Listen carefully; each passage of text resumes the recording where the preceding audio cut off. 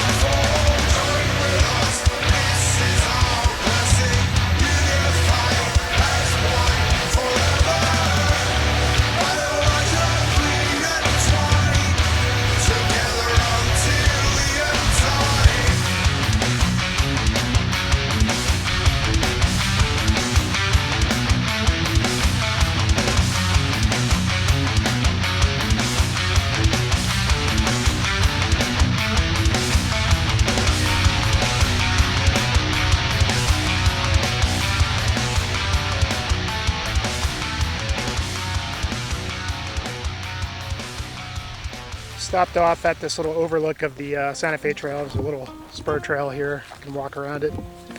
And I can't imagine coming through here in these kind of conditions in a wagon.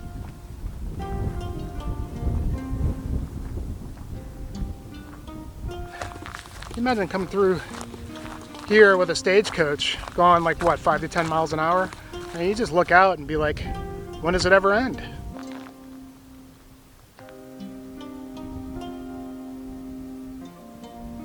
It's going to be one of the last major videos of the season. Now we're getting kind of further into fall. I imagine I'm not going to have a video until there's actual snow on the ground. Try my hand at another winter overnight and bring you maybe some snowshoeing videos. I'm going to try and stay active, try and stay productive so the channel doesn't lose the momentum. So that's all I got for you guys today. I hope you enjoyed the video.